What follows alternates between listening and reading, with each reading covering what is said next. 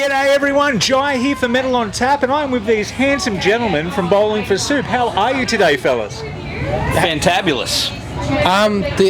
Really good, thank you. Really good, really good. Now, I just watched that set. That was incredible and very wet, so thank you for that. Now, you guys have gone off stage, and magically it's all dry again, so are you guys used to making people wet when you perform live?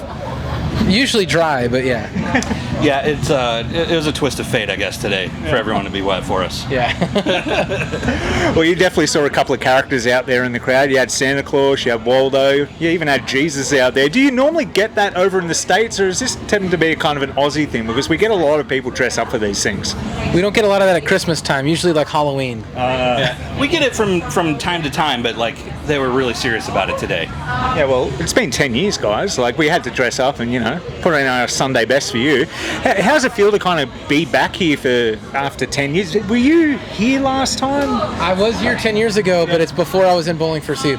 Oh, yeah. What were you doing then? I was playing in another band. We also played the same festival that last time they were here. So. Yeah. Huh. So it's weird we were here at the same time, but... No, but we were 1 year apart. Okay. Yeah. I feel like we were hanging out there some other place, some other time. It's great to be back, though, because it's one of the places like we've always loved coming here. Yeah. And it's been on our list to get back to. We've been trying to get here, and happy to be back.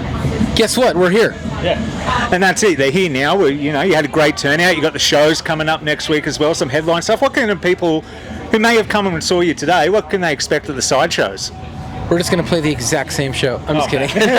But it's like twice as long, so we're just going to do it twice. We'll do the same set twice. Yeah. They can expect well, for us, it'll be the same Bowling for Soup show we always do, but it's going to be longer and more fun, which is, what...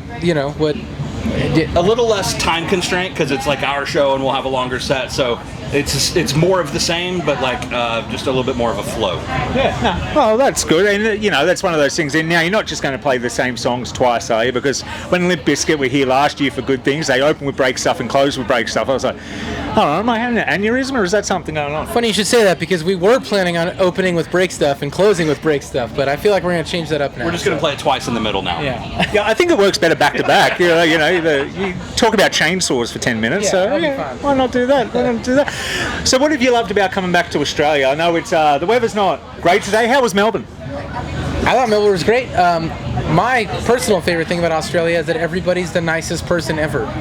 I think it's similar. It's kind of Texas-ish to us. Like everyone has a little similar sense of humor, kind of laid back. Like we just feel like we fit in over here. So It's nice to be over, and the food's been really, really good. And it's hot.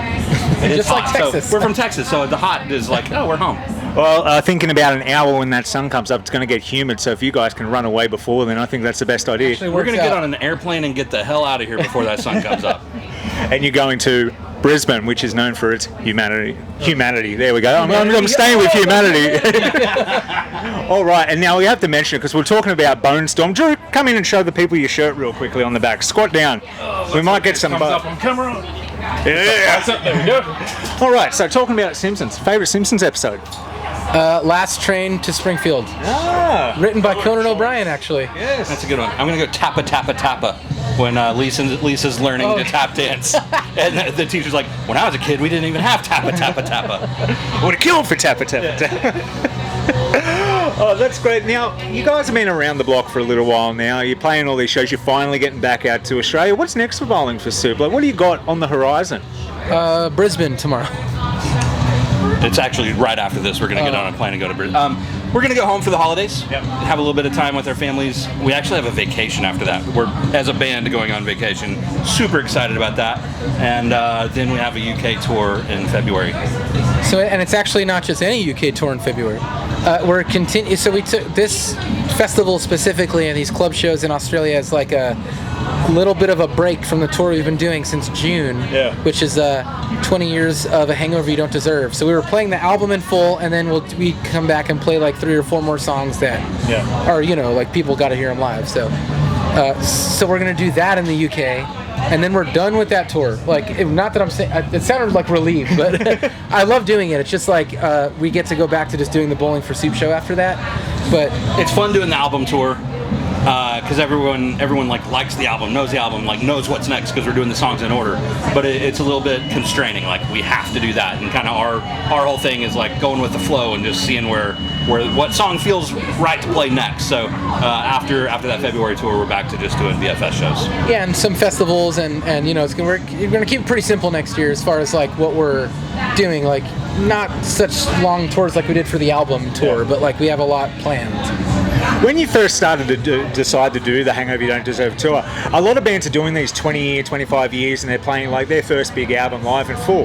But a lot of those bands, I think, are starting to realise that back in the iTunes music days, all the singles were up the front of the album, everything. How'd you guys go with that one? We 100% had to figure that out because we have like 4 of our biggest songs in the first 5 songs, you know? So definitely towards the latter part of the set, it's kind of like, oh, okay, we got to power through this to get to the end. But after the first couple of nights, we figured out, if we put 2 songs together here, and like we just kind of made it make sense and made it flow. Yeah. And what about yourself playing? Because obviously you're the new kid on the block, but how was it to do that whole album in full? It's fun because, I mean, even well before I was in the band, a lot of those songs were never even played live. So it was like a new experience for all of us to play some of those songs. That, on that record, what are there, 18 songs or something? It's long. Maybe 6 of them we've ever played live. So the majority of them, the last time we played them were whenever we recorded it.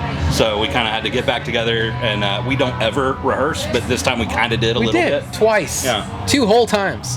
Wow, that's geez, you really kind of went out of your way to make sure that was all well done. But the show was incredible. What do you think? Why do you think people love the Bowling for Soup show? Because that was my first time seeing you guys. I loved it. I love the banter in between you and Jaret going back and forth as well. That was a lot of fun. Like, is that something you just kind of work in on the fly, or do you kind of go, let's have a little bit of a chat here? No, it's the same. I mean, we've never ever, as far as that goes, not one piece of it's ever been rehearsed, and it's the same conversations him and I have at his kitchen table when we're drunk at 1 a.m. So it really isn't any different. It's just louder. That's all it is. it kind of boiled down to like it came from like as long as we're having fun, then hopefully everyone else is having fun, and we kind of just started out making ourselves have fun. And it's a good thing to do. It breaks up the festival. That's what I like about Good Things, because you got your pop punk bands, you got your metal bands, you got the Kings of New Metal, Korn playing here as well. So it's a little bit of a variety show, a bit of a mixed bag of nuts. I'm kind of upset that they took the Kings of New Metal title from us, but I'll give it to Korn. That's fine.